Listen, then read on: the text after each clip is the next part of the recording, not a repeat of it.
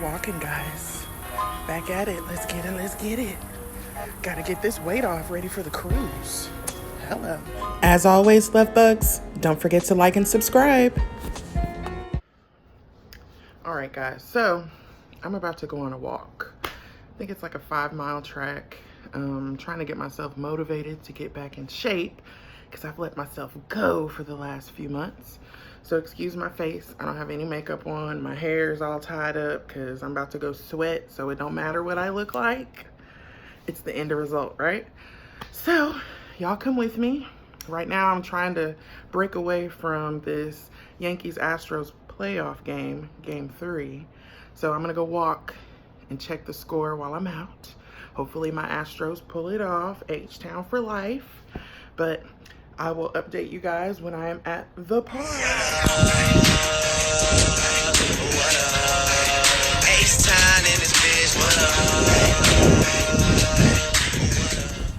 Alright guys, so we're here. We're walking. We got our water. Almost tripped and died. Excuse me. So, the real reason I wanted to bring y'all on this walk is so I can kind of clear my mind. I've been dealing with some depression lately, which has not been encouraging for working out. Not saying that it's an excuse, because it's not. So I decided to just get up and go today. And here we are. So, just some reasoning behind why I've been depressed. So like I've mentioned earlier in one of our earlier videos, my husband and I both have kids, right? So Kinley, as you guys have seen, sorry guys, give me 1 second. This thing keeps falling out of my damn ear. So anyways, so like I was saying, my husband and I, as you know, we both have kids. Altogether, we have 7. I have 4, he has 3. You've seen Kinley. Kinley is the only child that actually lives with us full time. I have 3 boys. He has 2 boys, 1 girl.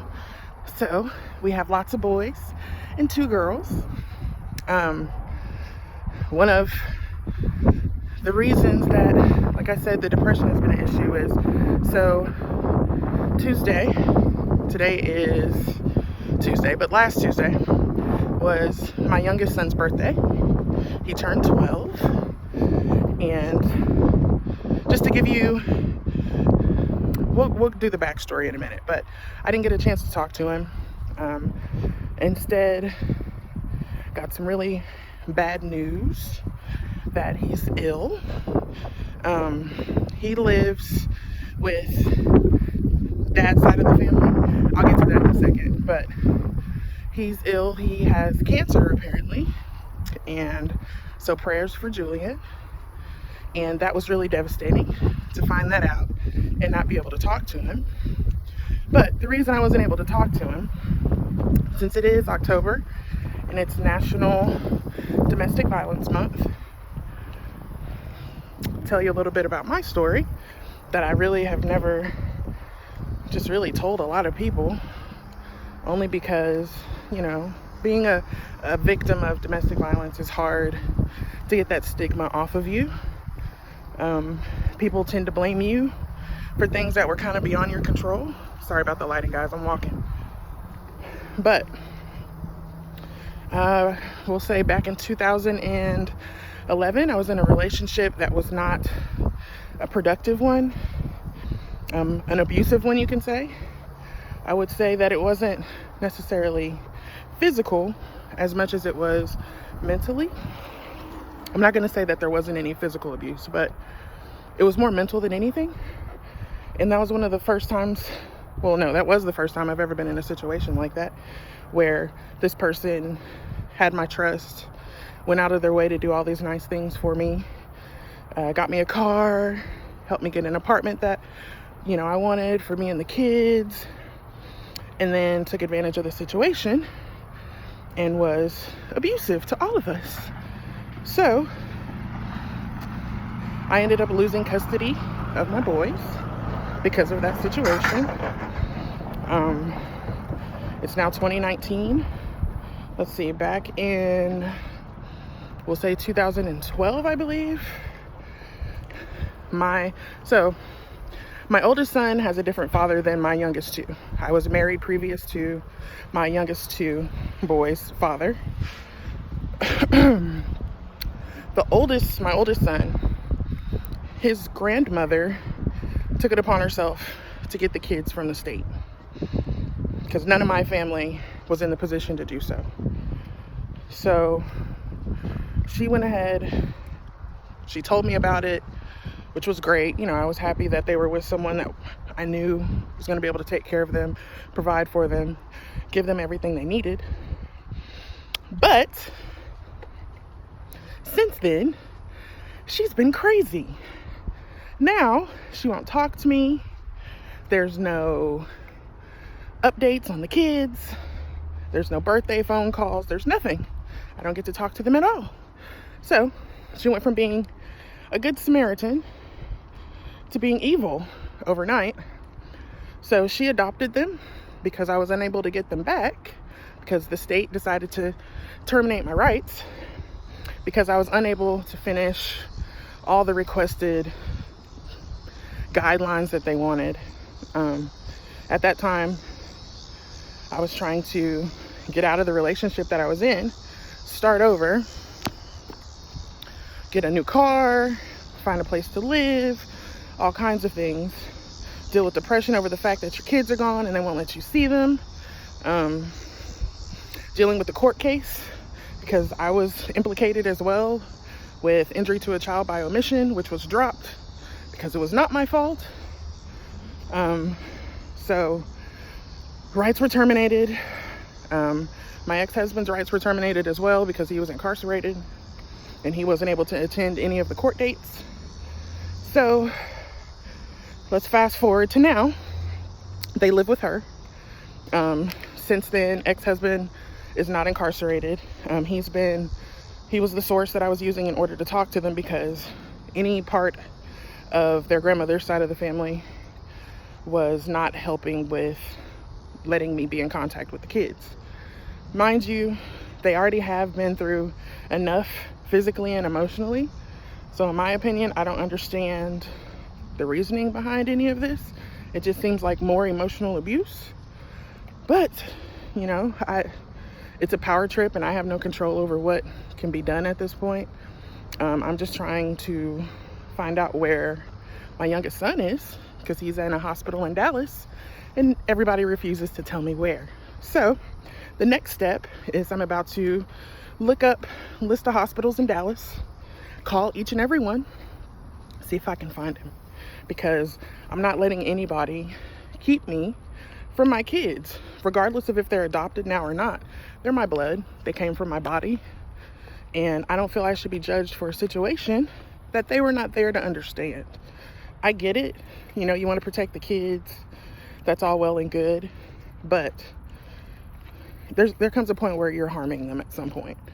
And I can't keep not talking about this. You know, like, this has been really devastating for me for the last several years since they've been gone. And I wouldn't wish this on my worst enemy. I really wouldn't. This has been the worst trauma to have to endure. And all I can do is hope that my kids are okay, that they're being taken care of. Like, I hope that they are. But I don't want to miss out on much more after I already have missed so much. All I can do is continue to try. Continue to let them know that I'm here if they ever need anything, that they're not forgotten, that they're always loved. And I don't mind explaining to them one day what happened. But right now, they're kids. I want them to enjoy being kids. If they have those questions, they can ask them. But there's too many adult conversations that are being had in front of them. And there's things that they don't necessarily need to know at this moment. But I can't control what the other people are saying, because if it was up to them, I'm a piece of crap. So everyone can say what they would do in a certain situation until you're in that situation. It's easy to judge. Whew, it's getting hard to breathe, y'all. Oh, Lord. I'm going uphill and trying to talk to y'all. So, it's easy to say what we would and wouldn't do in certain situations until you're there, until you're dealing with something. So, people need to really understand domestic violence and the trauma that it has on families instead of judging family members, because you don't know their story. You don't know what they're going through. All right, so I'm taking a little break. But the reason I'm saying all this, guys, is because, like I said, it's National Domestic Violence Awareness Month. And I want people that have gone through the same thing or something similar to understand that it's not your fault. You know, there are consequences and repercussions for everyone's actions. You know, it's the law of physics. For every reaction, there's an opposite reaction, or opposite or equal reaction. I don't know, don't quote me. But understand that you have other people that have been through something similar, and you don't have to live in fear that you're the reason behind everything. You know what I mean? Like, you can't control everyone else's actions around you. You can only control yours.